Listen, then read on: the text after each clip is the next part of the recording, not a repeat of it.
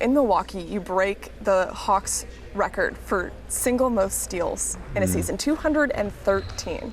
How cool was that moment for somebody that prides themselves on defense? Yeah, it's special. Coming into the year, I didn't really have that on my bucket list, but to be the steals leader, it means a lot. Like I said, I pride myself on my defense. My whole junior career growing up it was all defense. Trying to figure out ways that I can impact the floor on that side of the floor. So to be the steals leader means a lot, and it's a small step in the direction I want to go, but definitely happy with it for sure. I heard something you were saying the other day that players have started to treat you a little bit differently. People are talking about potential Defensive Player of the Year candidate. There are more accolades we hope that are coming for you. But when did you sense that shift from players on the floor? Yeah, I think you start to earn players' respect the more you play and the better you play. And I've noticed that this year, my first 2 years in New Orleans, I wouldn't say I had that respect from other players, but now this year, people seeing what I can do and me having the impact on the floor, I've started to gain respect from players.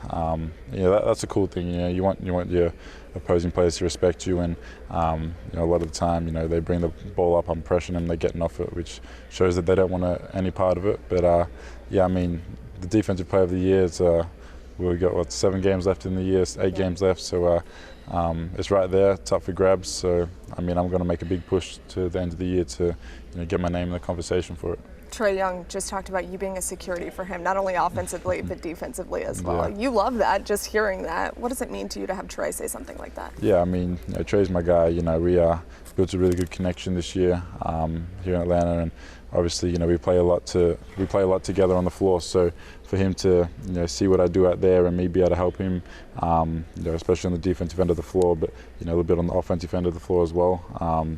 It means a lot for him to say that, and he makes my job easy, and I try to make his job a little easier as well. You mentioned how there's just a short number of games left. There is an opportunity for you guys to play yourself out of the play-in, not just to push for you to be Defensive Player of the Year. You guys want all you can in the postseason. What is this push going to look like? Yeah, there's 8 games left, and we want to win them all, and hope that Milwaukee or Detroit, drop them. And obviously 6th seed is still a chance for us, and we would love to get it.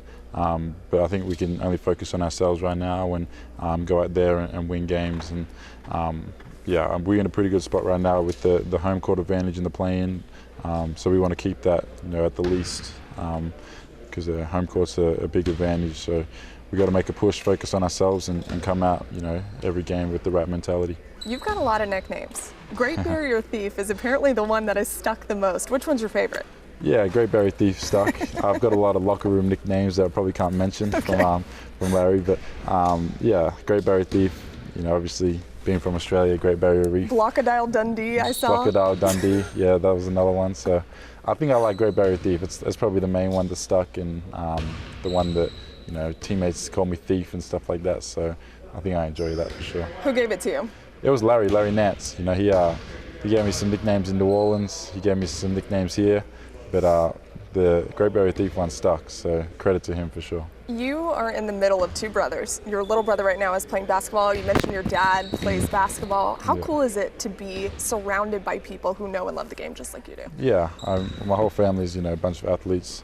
Mum, she played tennis as well, so for us to just have sport in the family growing up was always a competitive household, and me and my brothers.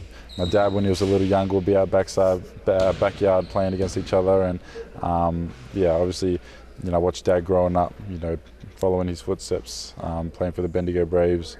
My younger brother just signed a professional contract. My older brother, he played college as well. He's playing football now, but it just runs in the family. So we got a competitive household, and we all push each other for sure. Who's the most competitive? Me. It's definitely me. I don't like losing. If I lose, it ends in a fight. What about your mom? Because I'm sure she can push you guys around a little bit. Yeah, mom's competitive, definitely. But she doesn't get out there and play basketball. But when it comes to card games, whatever, arguments, she's the competitor. She wins all the arguments. I'll give her that. Let's go to your shoe deal, because this was a major moment for you the other day. Trae was excited for you. Your teammates are excited. What did it mean for you to sign with Adidas? Yeah, Adidas is a great brand, and someone I want to rep for the rest of my career. And to get that shoe deal done and have my name on a label like that, it means a lot. I want to wear their stuff with pride, represent them the right way. But yeah, growing up as a kid, you always want to be a part of a shoe deal like that. So to have my name with Adidas is special. And you mentioned your first couple years in New Orleans, you were trying to gain respect of other players, just trying to break into the NBA. Yeah. What's different about being here in Atlanta to where you've elevated your game to a new level? Yeah, I think I just go in every game, play free, be confident in myself, and that's the best thing you can do as a basketball player. Everyone can get out there in a gym with no one watching it and do, make shots and do things that they don't do it on the court. But I think if you play free, be confident in yourself, you can go anywhere, and you can't let the outside noise distract you. And that's what I've really figured this year. I'm just going out there being me, not listening to people. My coaches, they trust me. They've really given me a good role here to go out there and be myself. So I'm just enjoying this role and enjoying my time in Atlanta. And how pleased are you with the evolution of the offensive side of your game? Yeah, it's come a long way. I think most improved players is there right on the table for me as well. So to have that big offensive jump has helped me.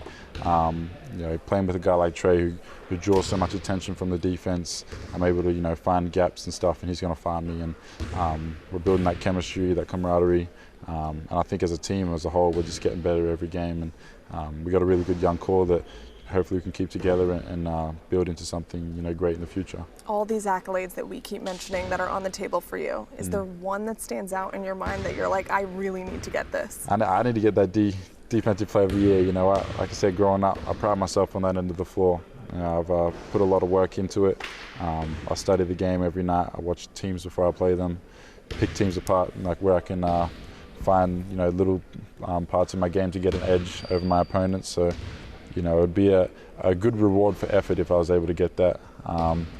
But yeah, I'm gonna let my game do the talking. I don't want to pump my tires too much. When did that start for you? The fact that you're scouting teams as much as you do before you play them to see if you can get an edge defensively. Yeah, I've always loved watching basketball. I've always been a fan of the game, and I think if you really love the game, you put the effort, the time in, and it'll give it back to you. So. Like I said, I just love watching basketball to watch basketball, but when I'm watching games, I really, hone into what teams are doing, their different sets, the spacing on the floor.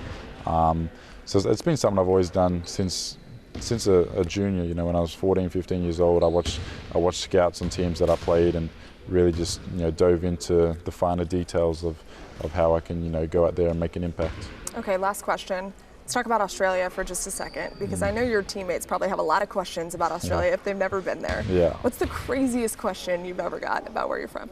I've got like silly questions like, you ride kangaroos to school and stuff like that. Like, I don't know. Some of my American teammates are delusional when it comes to Australia. Like the animals, like they think it's like a whole zoo out there and all these animals are trying to kill you and stuff like that. But you're from the country. I'm from the country, and we do have animals. We have snakes, we have spiders, but anyone want to come to Australia, I'll take care of them. You'll be fine.